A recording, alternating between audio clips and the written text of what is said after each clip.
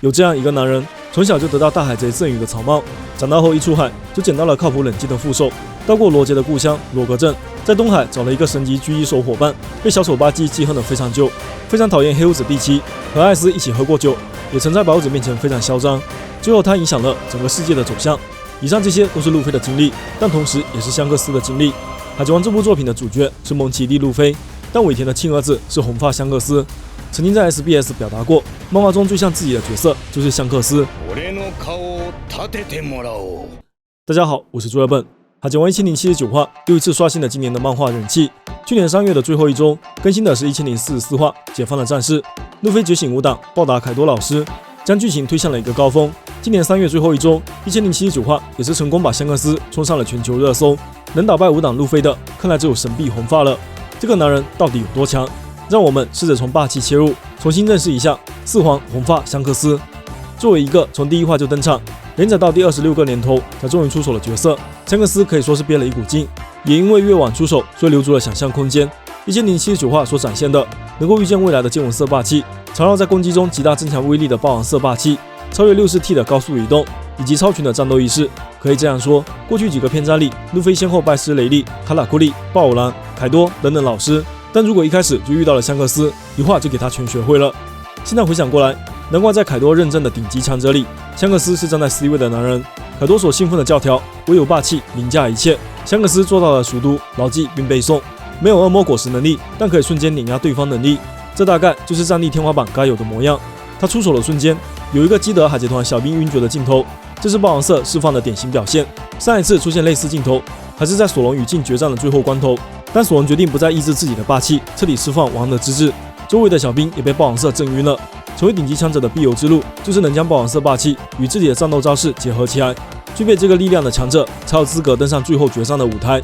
而香克斯这次秒杀基德使用的招式，也正是当年罗杰一击打退光月玉田的神臂，速度极快且没有抵挡的机会。动画里面更是把这一幕夸张的表现为连续撞碎了好几棵大树。但不同的是，玉田并没有失去意识，基德虽然有基拉帮忙抵挡，还是晕过去了。这一幕也是莫名让人想起当年被凯多雷鸣八卦一击绝杀的王路飞。霸王色缠绕的攻击，也许还附带有晕厥的控制效果。当然，除了强大的霸王色外，香克斯本画中也体现出了非同寻常的速度。基德的电磁炮充能只需要10秒，在这短短的10秒里，香克斯从看到未来到飞越大海，出现在基德面前，然后用神臂秒杀之，整个过程几乎在一瞬间完成，连基德都表现得非常诧异。这惊人的速度比月部还要更胜一筹，不禁让我想起就在去年的剧场版《Red》里，香克斯当时一个平 A 就割挡掉黄猿的全部8尺琼勾玉。下一个镜头，黄猿落地的一瞬间，香克斯的剑也一起到了。能跟得上光速的身法，这还是人类的能力吗？还是说霸气也许还有我们所不知道的潜在力量？当时跟着剧场版上映一起推出的设定机，就给香克斯加了个新设定见闻杀。香克斯可以稳定自身气息，而不被见闻色霸气高手预见未来，从而快速反击终结敌人。略的设定来自尾田，加上这次的1079话，他似乎一直在强调香克斯的速度。当年在顶上战争，红发海贼团出现在马林凡多的时候，海军们就感叹了红团不可思议的速度。1天时间，在新世界阻止凯多的行动，然后又赶到了马林凡多，究竟是怎么做到的？至今都还没有解释。所以霸气也许还有继续衍生的可能。这样见闻色能够预见未来，那么霸气是不是还能稍稍改变时间的流动呢？未来见闻色发展出一个子弹时间，可能我们都不会觉得奇怪。总的来说，香克斯应该算是这个时代最接近罗杰的男人，无论是战斗方式还是对待伙伴的态度。文化中红发之所以突然发飙，就是因为看到了基德攻击后的惨痛景象。红团麾下这些海贼看起来实力都比较一般，连红发自己都调侃我们团以弱小著称。但是红发麾下海贼团和红发本团完全没有可比性，恰恰是红发本团足够强大，才足以保护这么多同伴。这就像当年路飞舍命开启2档时的动机一样，有些伙伴虽然不强，但还是希望他们能跟我在一起。如果我不够强大，就会失去他们。虽然这不一定是香克斯教给他的，但他确实做了和香克斯一样的事。香克斯从各种角度来说都是路飞的引路人，而香克斯自己又继承了罗杰的意志。如果有人说伙伴的坏话，会不惜剿灭一整个国家的军队，罗杰为了伙伴可以不顾一切，现在香克斯也是如此。虽然他一开始并不打算与基德交手，理由是不想造成太多破坏，甚至开战前还会先问一问基德的伤好了没有，处处表现出对新时代的关心。但在看到基德对同伴中的弱者下手后，瞬间爆发。戴过那顶草帽的男人，其实意志一直在不断传承。阴阳了半天，估计大家也听出来了，本画基德不仅在战力上被碾压，行为上也堪称作死。作为31俱乐部成员之一，他虽然也是少数具备霸王色的强者，但从来没有展现过自己的霸王色霸气，甚至于见闻色、武装色都很少看到，被戏称为拿着一堆破铜烂铁乱打乱撞的莽夫。但基德也不是一无是处，至少果实开发和觉醒的速度比路飞更快更早。此次果实本身有很大的想象空间，想想隔壁万磁王他老人家巅峰时期随随便便都可以给地球做整形手术，所以现在的基德大概就跟鬼岛决战时被凯多的降山式引奈落打通任督二脉的路飞一样，搞不好下次见到香克斯也要说一句：被你砍过一刀后，我就明白了，霸王色也是可以缠绕的吧。之所以是下次见到香克斯，因为这场艾尔巴夫近海的战斗已经结束了。庞巴用非常夸张的语气宣告基德海贼团覆灭。当年的513话，草帽海贼团也享受了一次这种待遇。后来在鬼岛决战，庞巴一开始宣告胜者是凯多，后来又再次宣布胜者是路飞，是可以根据情况反复横跳的。有些小伙伴甚至觉得基德已经下线了，开什么玩笑？这可是从来没有在海里淹死过人的海贼王哎！红发的神臂只是想击中基德和他的大炮，基拉属于头铁硬要接，其他干部像希特、瓦耶都没有受伤。虽然最后2位巨人船长的必杀技霸国摧毁了维多利亚朋克号，但仔细看冲击波是径直穿透了船身。基德海贼团虽然全体下海，但并不是致命伤，旁边就是艾尔巴夫岛屿的陆地。红团离开后，基德海贼团完全可以上岸。至于被毁的海贼船，基德只要用磁石果实的能力，分分钟可以再造一艘 Neo 维多利亚朋克号。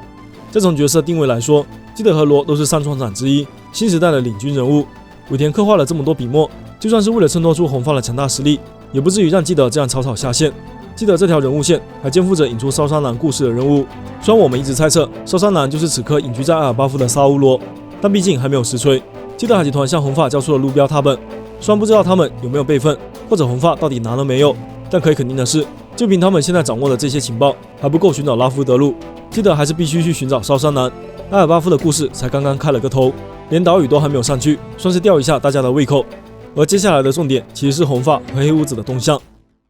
本画中香克斯也终于交代了自己的行动目标，原来从和之国露面一路到艾尔巴夫，他其实是在寻找离开蜂巢的黑屋子，大概是判断到利奇会有所行动，想要阻止他夺取路标的阴谋。香克斯参加了罗杰最后的冒险，知道和之国藏有其中一块路标，只不过他高估了蒂奇的胆量，蒂奇根本没有进和之国，而是选择埋伏在圣泽岛，等待3船长之一，直接捏软柿子，更加高效。回溯一下时间线，从和之国出来的3条路线，基德选择了艾尔巴夫，罗选择了圣泽岛，路飞选择了弹尖岛。三井号经历了数日的航行，当路飞到达弹尖岛时，罗位于圣泽岛附近的海域，推测这几座岛屿的航行时间都差不多，都需要数日。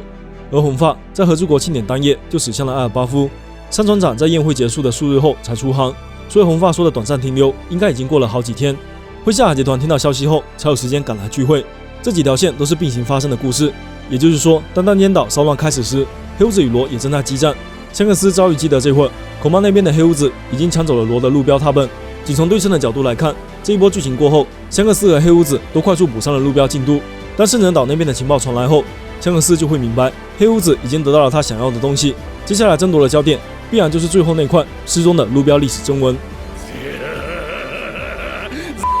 尾田在《Jump Festa 2023》的新年寄语里，剧透了那个家伙和那个家伙将会爆发一场战斗，并称是一场大混战，希望谁都不要死。想要红发秒杀基德这种级别的战斗，根本称不上混战。现在最有可能出现混战的地方是弹尖岛。就目前正在往这座岛屿汇聚的势力，已经可以分成3派：叛徒约克和炽天使组成的一方，草帽一伙和贝加庞克本体组成的一方，古老星还原和海军组成的一方，中间还掺杂着露奇、卡库这样立场暧昧的 CP 肌肉。而在1707主画中，第4方出现了，弹尖岛外围出现了一艘黑团战舰，上面会是谁呢？按照前面梳理的时间线，此时黑团和罗团正在圣泽岛激战，罗那些擅长海战的伙伴破坏了黑屋子的船只，这艘船赶来弹尖岛的可能性很低，更有可能是黑团其他战舰来探弹尖岛的浑水。除了目前在圣泽岛的蒂奇、巴杰斯、方奥卡、毒 Q 这些人外，剩下的船长都有可能。要缩小范围，就不得不提到叛徒约克。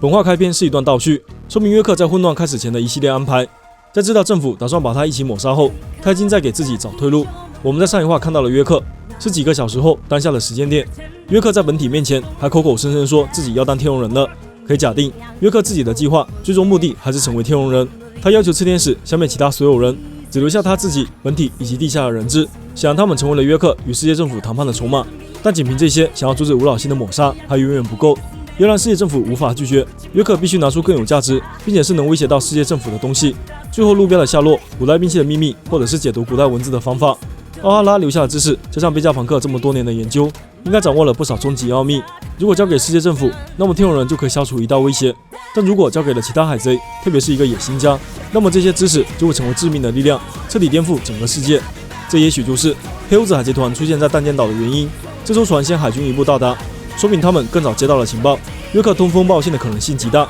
他应该是做好了两手准备。如果政府接受了他的条件，那么他就交出本体和 CP 特工，换取天龙人的身份。而如果世界政府不同意他的条件，那他就以特工的性命为威胁，并利用黑胡子的船离开这座岛屿。因为四皇的势力，海军不敢轻易开战，并且来到这座岛屿的黑团代表还必须是一个与地奇一样有着强大威慑力的家伙，让想要追杀约克的人不敢轻举妄动。我想你已经猜到了，前海军大将亲自。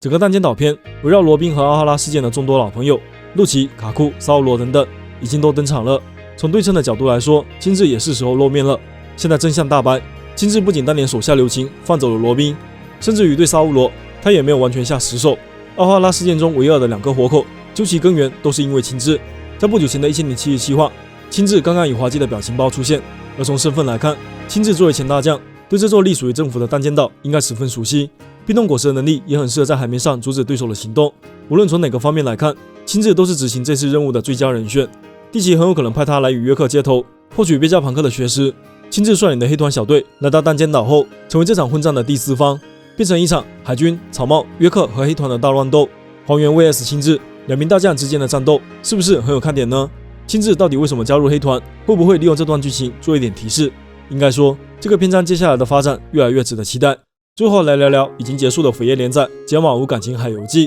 这次的扉页故事是突然结束的，因为它并没有像之前的系列一样，在最后一话标上最终话的字眼。所以上周看到 Neo Mass 成立后，本来还很期待凯撒尔加治接下来会有什么行动，结果就直接完结了。去年8月份那期1057话的分析，我曾经这么推测。目前正在连载的《解码无感情海游记》已经到了第16期，整个故事大概率会在30到40期内完结，也就是在漫画1076话左右。根据2年后扉页篇章连载的频率，间隔通常在20到30话内，所以下一个扉页连载故事很可能是从1096话左右开始。那么现在回过头来看，和之前预测的时间差不多。我们之前有分析过，2年后的扉页故事都与主线有很强的关联，有一些角色，比如卡里布、圣平等等，受限于篇幅没有办法在正片中交代，放在扉页故事来表现也挺有趣。而且2年后的扉页故事还有个特点，都是讲上一个篇章结束后那座岛屿的故事。有圣平和卡里布的这2张扉页，对应的是原岛；草帽大船团和贝基这2张扉页，对应的是德雷斯罗萨；解码的扉页故事对应的是蛋糕岛。那么接下来就应该是轮到和之国了。在1079话更新后，我也在小破站和大眼睛2个平台分别放出了投票，调查看看大家最想看到下一个扉页系列是什么。加起来收集了3000多名小伙伴的想法，结果两边的结果非常接近，我都怀疑是不是同一批人。看来大家都很希望看到凯多和大妈卷土重来，其次就是希望能看到大和周游和之国的故事，并在最后出海去完成梦想。后来我想了一下，这2个选项好像并不是完全冲突的。大和暂时不出海的原因是担心有人来袭击和之国，但如果这个难题可以解决，他就可以放心出海了。再次化解来自凯多或者大妈的危机，就是不错的证明。总觉得经过鬼岛决战后，何老师也会对路飞和大和有所改观，说不定会有意想不到的剧情发展。下一次扉页连载很可能就是从1096话左右开始，不会太久了。以上就是本期海贼王1079话的细节伏笔分析啦，我是朱亚本，下期见。